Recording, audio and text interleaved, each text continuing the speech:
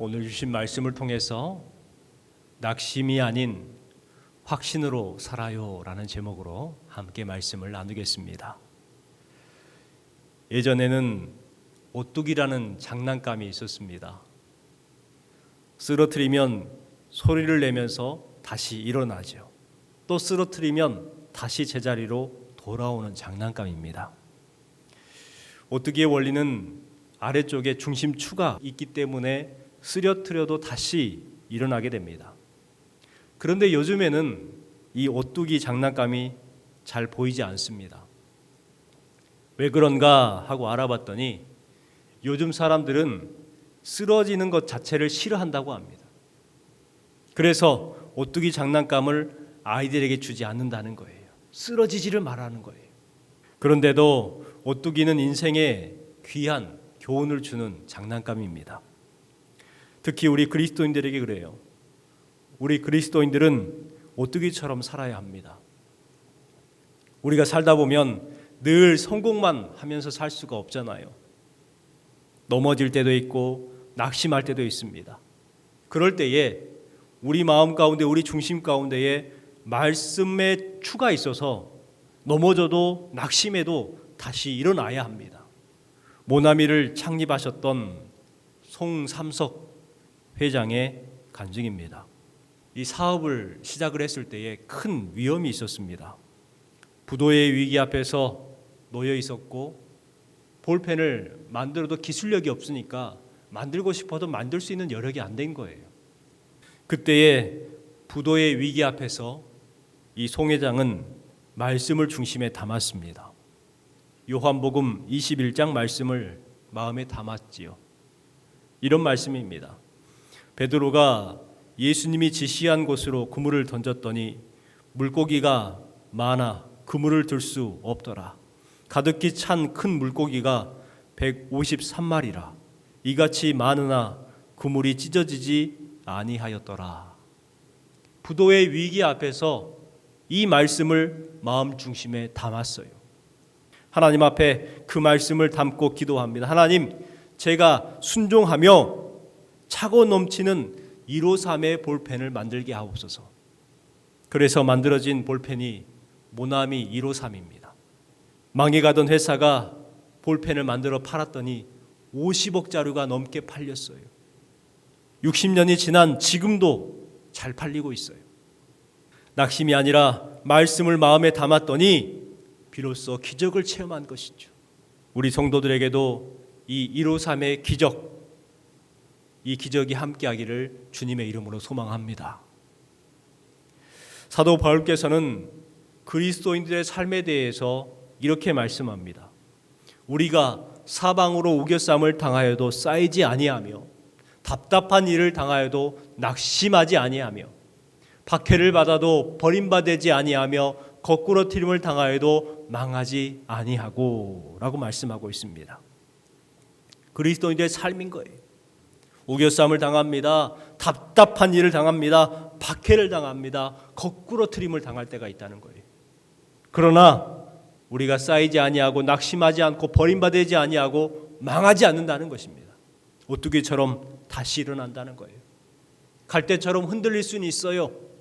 하지만 꺾이지 않는다는 것입니다. 이것이 바로 우리 믿음의 성도들의 삶이라는 거예요. 당시 사도 바울의 상황은 매우 어려운 상황이었습니다. 우겨쌈을 당한 상태였고 답답한 일을 당했습니다. 박해와 또 믿었던 사람들의 내팽개침을 당했어요. 몸이 약해져 있습니다. 목숨을 다해서 복음을 전했지만 배척을 당하고 환난을 당했습니다. 수고하여 세운 교회들, 그 교회들에서는 거짓 이단 사이비들을 따랐어요. 현혹됐습니다. 그리고 이 사도 바울을 모욕하기까지 했어요. 그런 상황 가운데 낙심할 수밖에 없었을 겁니다. 그런데 놀랍게도 사도 바울께서는 이러한 환경 속에서 오뚜기처럼 다시 일어났다고 말씀합니다. 그 비결이 무엇일까요? 그 비결이 16절 17절 말씀에 기록되어 있는데 이렇습니다. 그러므로 우리가 낙심하지 아니하노니 우리가 잠시 받는 환난에 경한 것이 지극히 크고 영원한 영광에 중한 것을 우리에게 이루게 함이니. 그러므로 우리가 낙심하지 않는다는 거예요. 이유가 뭡니까? 환난에 경한 것, 그 작은 것 때문에 지극히 크고 영원한 영광에 중한 것을 우리에게 이루어 주신다는 거예요. 참아낼 수가 있다는 것입니다. 이것을 참으면 우리가 크고 영원한 영광에 이르게 된다는 거예요. 주신 말씀에 보면 17절 말씀에 이 헬라어 원어를 보면은요, 카드라는 것이 먼저 쓰입니다. 이게 무슨 말이냐면, 왜냐하면 그 단어가 있습니다. 왜냐하면 이것이 중요하죠. 우리가 낙심하지 아니하노니 왜냐하면 환난에 경한 것, 그것이 앞으로 크고 영원한 영광에 중한 것을 우리에게 이루어 주기 때문이라는 거예요. 그래서 낙심하지 않는다는 것입니다. 놀랍게도 사도 바울께서는 지금 당하는 고난을 잠시 받는 고난에 경한 것이라고 말합니다. 경하다, 아주 낮다는 거예요. 별것 아니라는 것이죠. 그리고 앞으로 받을 영광은 그것에 비해서 비교할 수 없이 크고 영원한 영광이다라고 우리에게 말씀해 주고 있습니다.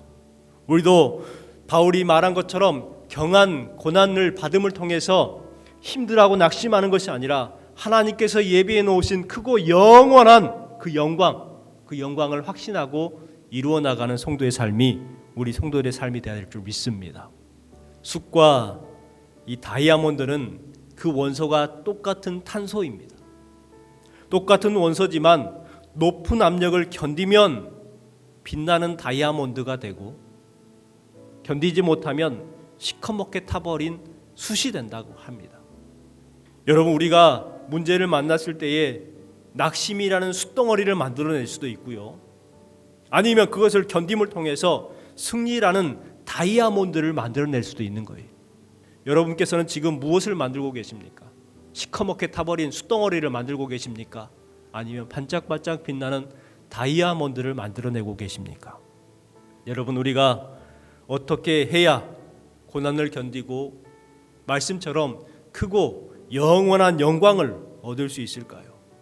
미국의 경제학회에서 이 최고의 경영인 상을 받았던 사람이 있습니다. 이 사람이 누구냐면 제너럴 일렉트릭의 전 회장이었던 잭 윌치라는 사람입니다. 유명한 사람이죠. 그분이 입사를 했을 때에 연봉이 2천만 원이었어요. 그런데 45세에 CEO가 됐고 회장이 되었습니다. 무려 연봉이 210억이었습니다. 2천만 원으로 시작해서 연봉이 210억이 된 거예요. 엄청나게 성공한 사람이죠. 그는요, 회사를 잘 이끄는 경영의 신이라는 별명이 있습니다. 이분이 처음 최연소 회장으로 취임을 했어요. 그리고 취임한 후에 무려 5년간 8만 명의 직원을 해고를 했습니다. 어떤 사람들을 해고했을까? 그분은 먼저 이 직원들의 평가 기준을 두고요, 평가를 했어요. A는 열정이 있고 비전이 있는 사람들, 이 사람들을 A에 두고, 이 B는 헌신적이고 성실한 사람들, 이것을 B에 뒀어요. 그리고 C, 안주하고 편하게 일하려고 하는 사람들, 그냥 월급만 받아가는 사람들을 C에 놔두었습니다. 그리고 기회를 줍니다. 자기 노력을 통해서 자기 개발을 해라. 그래서 C에 있는 사람들은 B로 가고 B에 있는 사람들은 A로 갈 수 있도록 격려를 냈고 힘을 줬어요. 그런데 바뀌질 않아요. 여전히 C에 있습니다. 그러면 그 C에 있는 사람들을 해고를 했어요. 내보냈어요. 직원들은 열정이 식어지지 않도록 자기 개발을 시작을 했습니다. 계속해서 자기를 개발했어요. 이것들이 나중에 우리나라 삼성에서 이렇게 배워서 삼성에서도 실천을 지금도 하고 있을 거예요. 저 때도 자기 개발을 하려고 자기 개발비를 줬습니다. 자기를 개발할 수 있으면 무조건 지원해 줬거든요. 저도 지원해서 받았었는데, 그렇게 열정을 가지고 단계로 올라가라는 거예요. 올라가라. 그런데 많은 사람들이 도태됩니다. 열정을 내지 않아요. 결국은 포기하고 해고를 하는 거예요. 그 사람들이 무려 8만 명이었어요. 여러분, 그랬더니 무너져가던 회사가 살아나게 되었고 세계 최고의 글로벌 인프라를 가진 기업이 되었습니다. 우리 성도들도 이와 같은 열정이 필요합니다. 나를 개발하려고 하는 열정. 그냥 안주하려고 하고 그냥 살아가려고 하면 도태돼 버리는 거예요. 결국은 아무것도 할 수 없는 것이죠. 마귀들은 열정을 갖지 못하게 합니다. 나태하게 합니다. 시험에 들게 하고 하기 싫어하게 하고 낙담하게 합니다. 내가 그동안 이 정도 했으면 됐지 뭘 더 하느냐 라는 생각을 갖게 만드는 거예요. 그런 마음을 갖게 만드는 거예요. 그런데요, 낙심은 또 전염이 돼요. 이상하게 전염이 됩니다. 생각해 보세요. 낙심한 사람 옆에는 어떤 사람이 생기는 줄 아십니까? 낙심하는 사람이 생겨요. 반대로 열정 있는 사람들은 주변의 사람이 열정 있는 사람으로 바꿔지게 됩니다.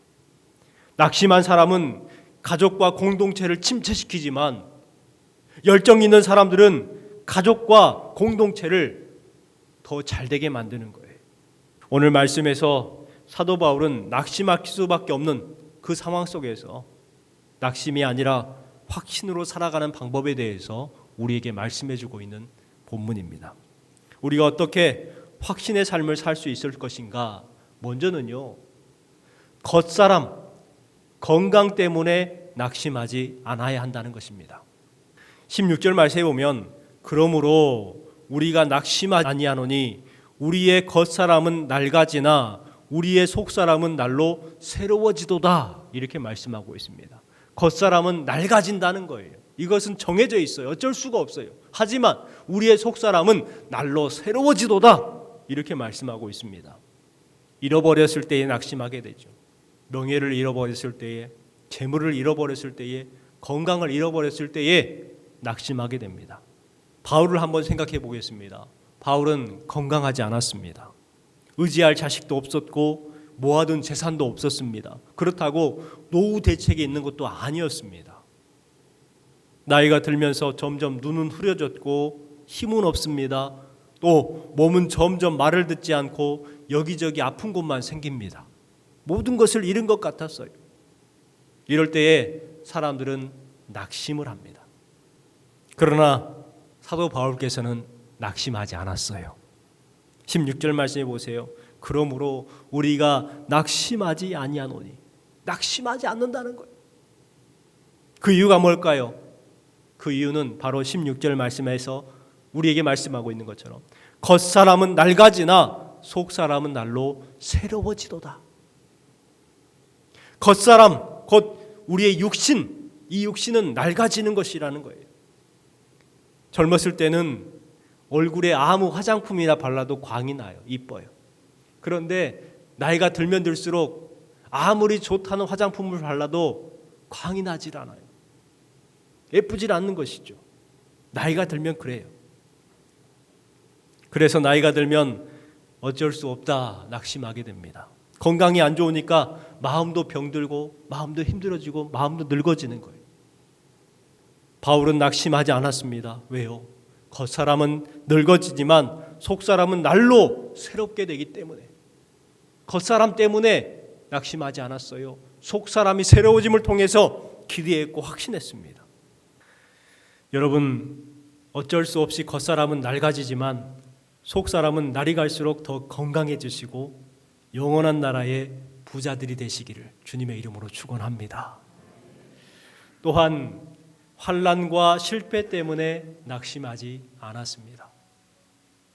사람이 낙심하는 이유 중에 또 하나가 환난당하거나 실패했을 때예요. 그럴 때 낙심하게 됩니다. 대학에 진학에 떨어졌을 때, 또 애써 준비한 시험에 떨어졌을 때에 우리는 실패하고 그런 것 때문에 낙심을 하는 거예요. 또 사업을 하다가 실패를 경험할 때가 있습니다. 그럴 때도 낙심하게 되죠. 그런데요, 우리 믿음의 사람은 이와 같은 환난과 실패 때문에 낙심해서는 안 됩니다. 바울 사도를 보십시오. 바울은 환난 때문에 낙심하지 않았어요.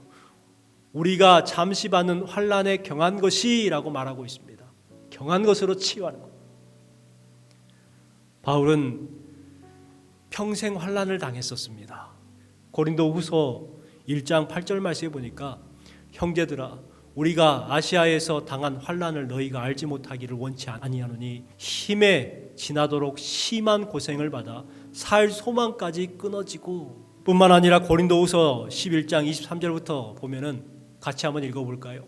내가 수고를 넘치도록 하고 옥에 갇히기도 많이 하고 매도 수없이 맞고 여러 번 죽을 뻔하였으니 40에 하나 감한 매를 맞았으며 태장을 맞고 돌로 맞고 강도의 위험과 동족의 위험과 이방인의 위험과 시내의 위험과 광야의 위험과 바다의 위험과 줄이며 목마르고 여러 번 굶고 춥고 헐벗었노라. 어마어마한 고난 환난을 당했었습니다. 그런데 사도 바울께서 뭐라고 고백하고 있다고요? 환난에 경한 것이라고 말하고 있어요. 저와 여러분이 당한 고난과 환난, 사도 바울이 당한 환난과 비교한다면 누가 더 크겠습니까? 사도 바울이 훨씬 더 크겠죠. 그런데도 불구하고 환난에 경한 것이라고 말하고 있는데 저와 여러분이 당하는 환난과 고난은 무엇이 되겠습니까?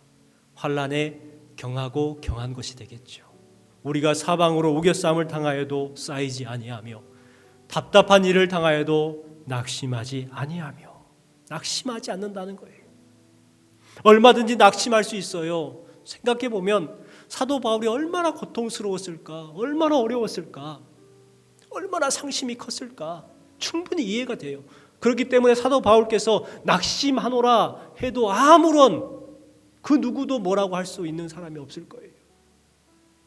그럼에도 불구하고 사도 바울은 쌓이지 않고 낙심하지 않는다라고 고백하고 있는 거예요. 충분히 원망할 수 있었을 겁니다. 하나님, 왜 이런 환난을 주십니까? 이만큼 고생했으면 늙어서는 편하게 살아야 되지 않겠습니까? 그렇게 원망할 수 있었을 거예요. 그런데 사도 바울은요, 원망치 않았습니다. 17절 말씀에 보면 그의 마음 가운데의 중심에 품고 있었던 것이 있었어요. 그 품고 있었던 것이 뭐냐면 지극히 크고 영원한 영광의 중한 것을 품고 있었기 때문에 그래요. 이것을 다른 말로 말하면 구원입니다. 구원을 품고 있었기 때문에 현재의 환난 앞에서 받은 그 환난 때문에 낙심하지 않는 이유, 바로 지극히 크고 영원한 영광, 그것에 비하면 아무것도 아니라는 거예요. 이와 같은 믿음이 있는 사람은 환난은 곧 은총이 되어버리고 맙니다. 환난이 은총이 되는 거예요. 믿음의 사람들은 환난을 당하지만 더욱 하나님을 바라보게 됩니다. 믿음의 사람들은요, 환난을 당할 때 더욱 신실해져요. 더 기도합니다. 더 순결해지고 더 강해집니다. 생각해 보세요. 환난이 없었다면 아브라함이 있었겠습니까? 모세가 있었겠습니까? 요셉이 있었겠어요? 없었을 거예요. 하지만 그들이 환난에 경한 것, 그것 때문에 낙심한 것이 아니라 크고 영원한 그 영광을 품고 살았기 때문에 그들은 그 환난을 이겨낼 수가 있었습니다. 여러분 주신 말씀처럼 환난의 실패, 그것들을 디딤돌 삼아서 크고 영광스러운 하나님의 은혜를 품고 누리는 삶을 살아가시기를 주님의 이름으로 축원합니다. 마지막으로는 노력의 결과 때문에 낙심하지 않아야 합니다. 우리 18절 말씀을 같이 한번 읽어볼까요? 우리가 주목하는 것은 보이는 것이 아니요 보이지 않는 것이니 보이는 것은 잠깐이요 보이지 않는 것은 영원함이라. 바울 사도는 참 열심히 목회를 했습니다. 그런데 그 결과가 어떻게 됐죠? 자신이 개척한 고린도 교회는 우상 숭배를 합니다. 아볼로파, 바울파, 그리스도파, 게바파 나눠져서 서로 분쟁을 합니다. 그리고 자신을 배척하고 사도의 권위를 인정하지 않습니다. 설교를 못한다고 비난하기도 합니다. 심지어 바울은 사도가 아니다 라고 주장하는 사람까지 생겼었습니다. 결과를 보면은 낙심할 수밖에 없는 상황이죠. 그런데 여전히 낙심하지 않는다는 거예요. 그 이유가 뭐라고요? 18절의 그 비결이 무엇입니까? 내가 주목하는 것은 보이는 것이 아니요 보이지 않는 것이다. 분명하게 말씀하고 있어요. 보이는 것은 잠깐이요 보이지 않는 것은 영원합니다. 사도 바울께서는요 영원한 것을 바라봤어요.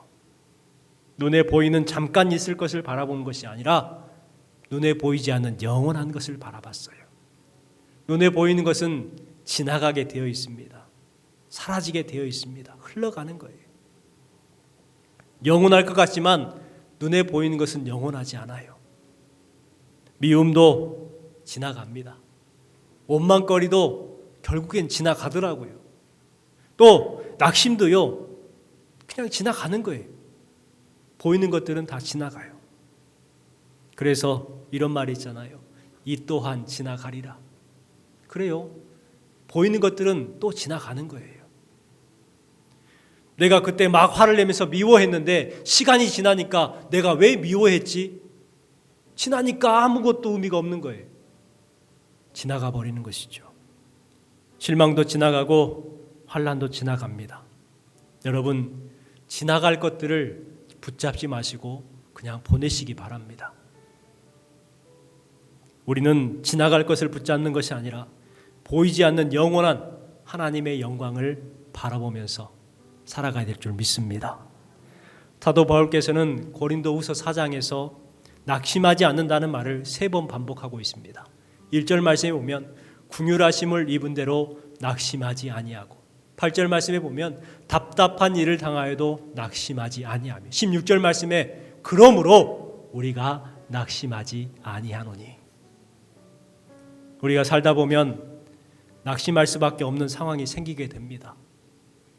사도 바울처럼 겉사람이 늙어짐을 통해서 낡아짐을 통해서 낙심할 때도 있고 예수 수고하여 노력했는데 실패함을 통해서 낙심을 경험할 때도 있습니다.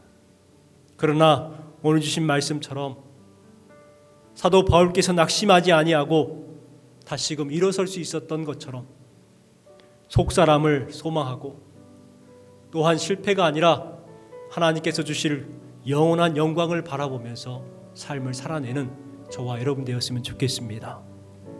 우리 앞에 있는 스크린을 함께 읽고 말씀을 마치겠습니다. 겉사람은 낡아질지라도 속사람은 강건해지고 크고 영원한 영광을 바라보며 낙심이 아니라 확신의 삶, 승리의 삶 되기를 주님의 이름으로 소망합니다. 아멘.